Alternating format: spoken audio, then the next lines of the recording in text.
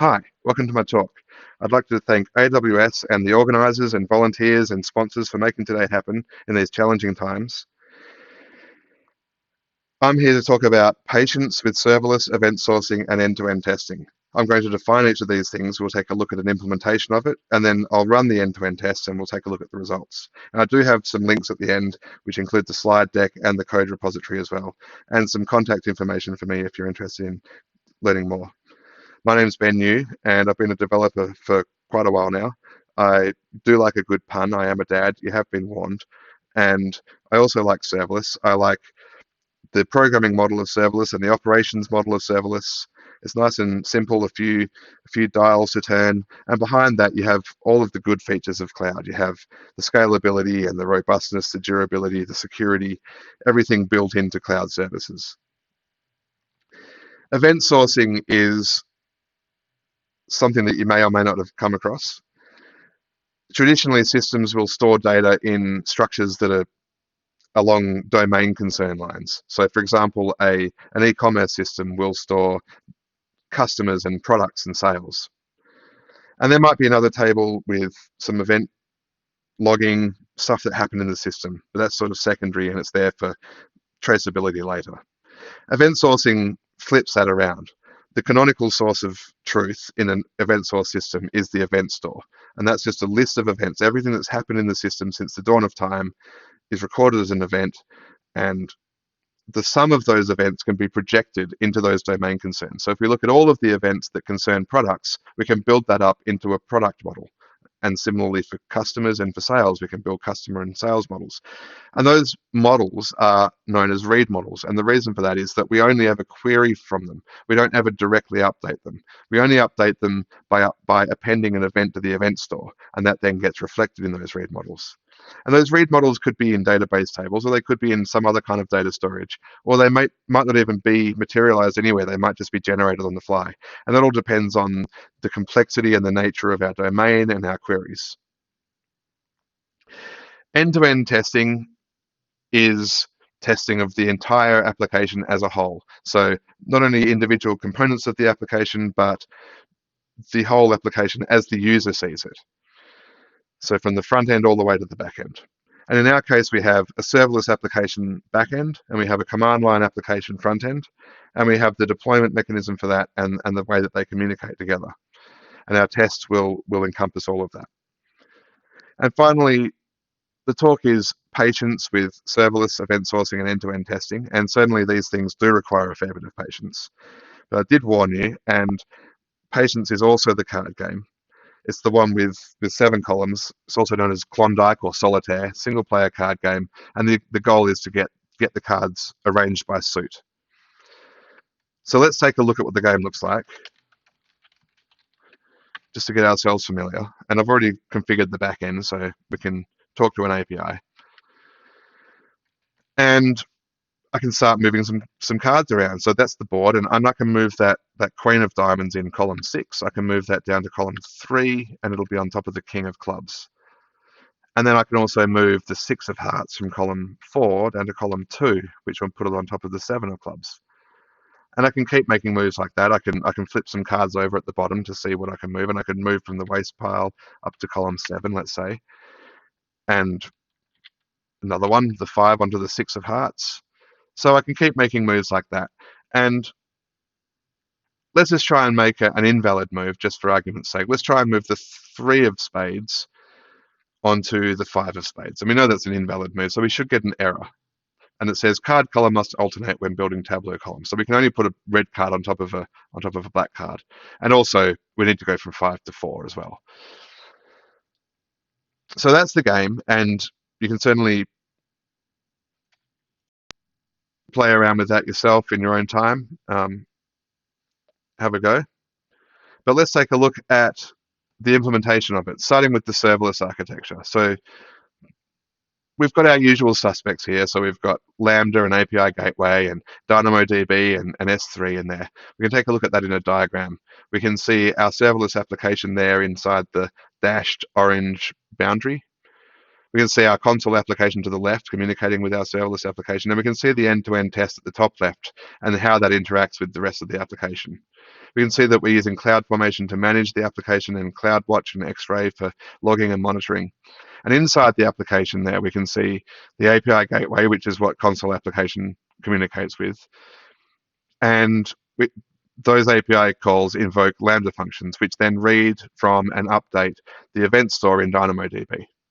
And then when an event is added to that event store, that invokes another Lambda handler, which is a DynamoDB stream handler, which then updates some data in an S3 bucket. And that data is aggregate data, which the sort of thing we might see on a dashboard. So how many games are in progress, how many have we won, how many have we lost, how many points did we get, how many events how many moves did we make?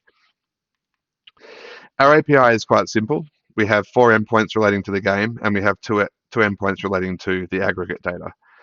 We can create a game, we can forfeit a game, we can get the current status of a game, and we can make a move in the game with the patch endpoint. And for the aggregate data, we can retrieve that data, and we can also regenerate it and retrieve it at the same time. And in fact, when we regenerate the aggregate data, if the events haven't changed and the projection that we're using hasn't changed, then we should get the same result every time. And finally, we have the data storage component. So we have a DynamoDB table for the event store, and I've used the game ID as the hash key, which means that we can easily select all of the events for a given game with a simple query. And the range key is the event timestamp, which means that we can order them in the order that they happened, which is, if you think about it, the only sensible way to sequence events is the order that they happened. We don't have any tables representing the current state of the game or the board or the score, because those things can be generated on the fly, on demand. But we do store the aggregates read model in S3. And that's because it takes some compute to generate that aggregates model. We don't want to generate it on the fly every time we need it. So we store it in S3 and we expose it via a get endpoint. And we update it using DynamoDB streams. So let's take a look at that implementation in our CloudFormation template. So we can see that we're using the serverless transform, which allows us gives us a bunch of shortcuts that we can use in our template. And we have the single parameter, which is the name of the stage. And our end-to-end test uses that to configure a unique isolated stage for its test to run. At the end of the template, we can see we have a couple of outputs. We have the base URL of the API, and we have the name of the events table. And the end-to-end test uses both of these things to operate the application and to run the tests. Going back to the top, we have some global setup around Node.js and logging and tracing, and then we have some IAM configuration to allow that logging to happen. But then we have our functions. So we have a get game function and a post game function and a patch game function and a delete game function. And we have a get aggregates function and a regenerate aggregates function. And those are all very similar. They all have access to resources via policies and setting the environment variables to access those things. And they each have an API event that's configured to hook them up to API gateway.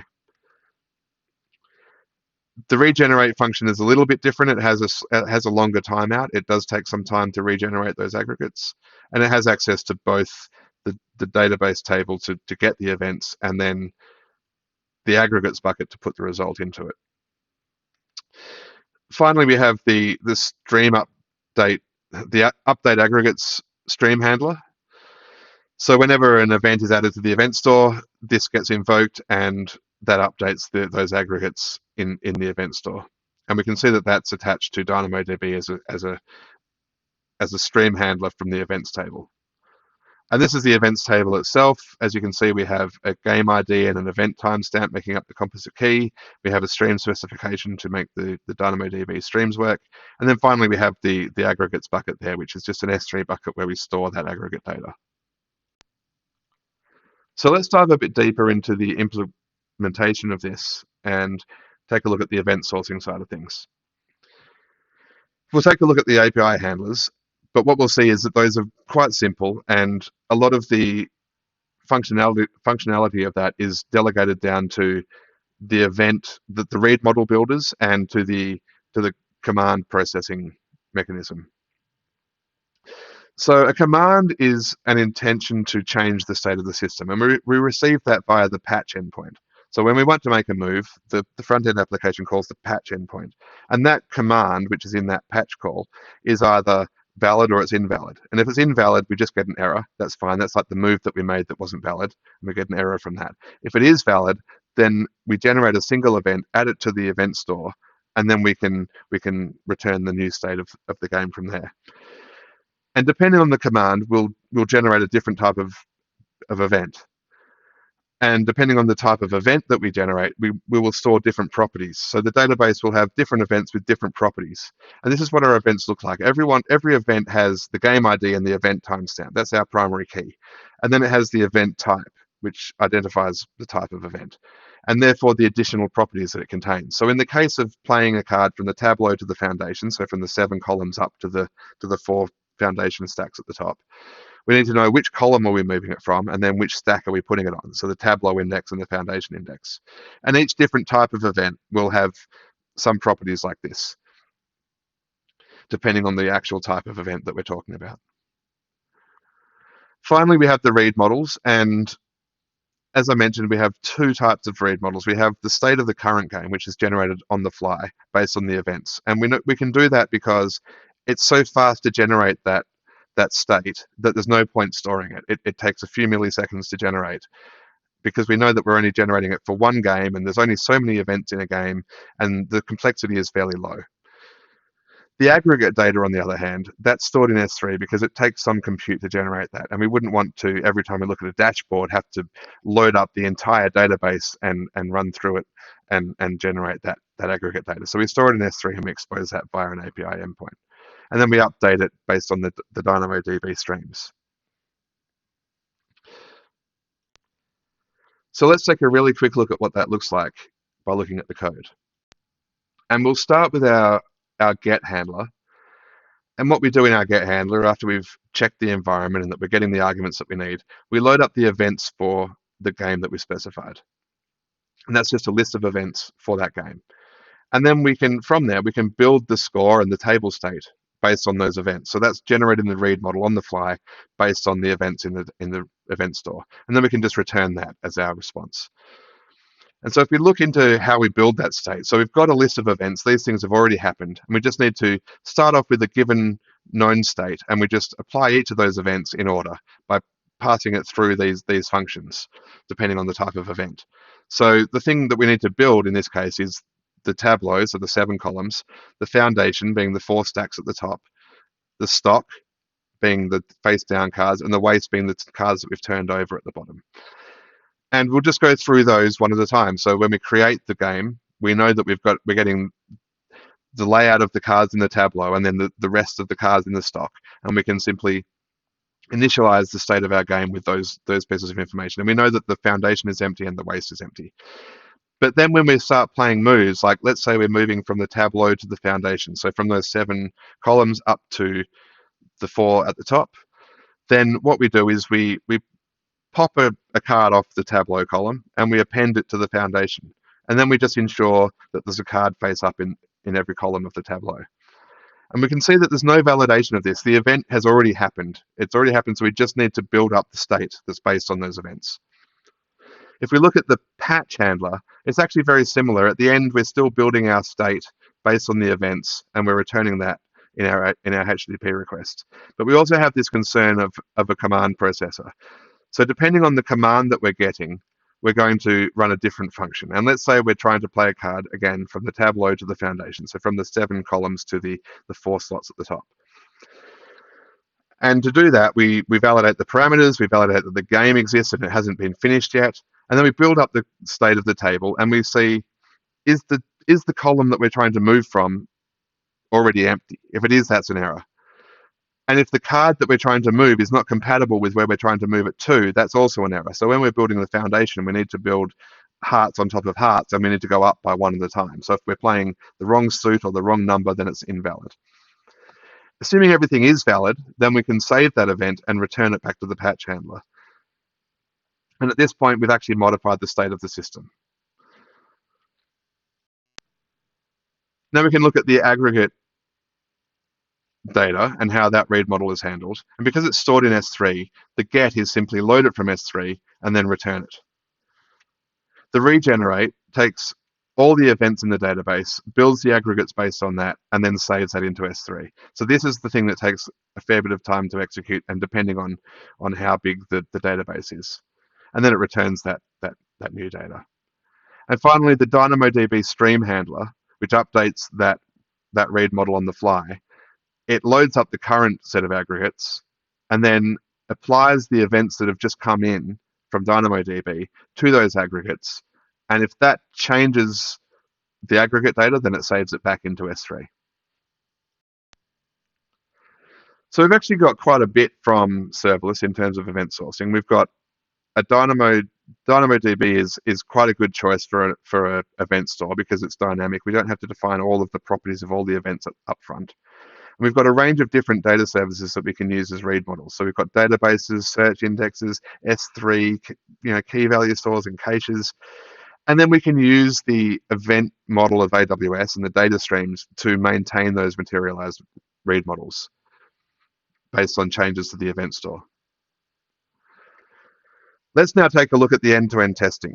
And the first thing I'm going to do is just kick off the tests. So I'm going to quit out of this. I'm going to go to the test directory and I'm going to npm run test. And while that's spinning up and doing its thing, we'll go across and we'll take a look at what that process actually is. So the first thing it's going to do is it's going to deploy the backend application. So it's going to spin up the AWS resources and deploy the code. And we have our unique and isolated stage for our tests to run in. And then we're going to seed the database of that backend with a known state. So we'll inject some events into the database to create the initial conditions of the test. Then we're going to run the front-end application. And we've got a known set of inputs that we pass to each test. And then we record the outputs and the errors that come out of those, out of running that front-end application. Once we've recorded those outputs, we can confirm that they meet our expectations. And then we can also confirm that the database content actually meets our final expectations after the tests have been run. And finally, we can tear down the back-end application, clean up all the resources. All we have left behind is some logs, and we can actually skip this step to investigate the stack later if we like.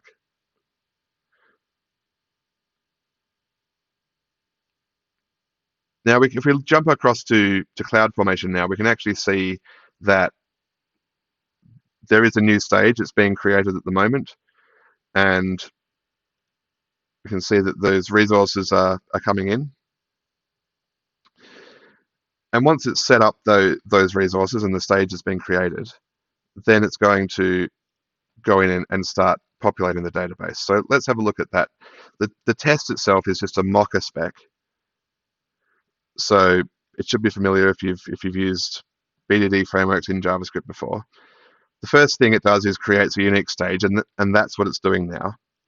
So it's waiting for the stack to be created, and as it happens, it's just flicked over to seeding the database there, and now it's starting to execute the game. So it's just going to start running through those scenarios and recording the output as it happens. And each scenario is a different type of game, and it's a different set of events that we process. So we've created the stage, and we do that by just running an npm script with a unique stage name, and we grab the outputs from that stack. And then we can use that to save the events, so the initial state of the database.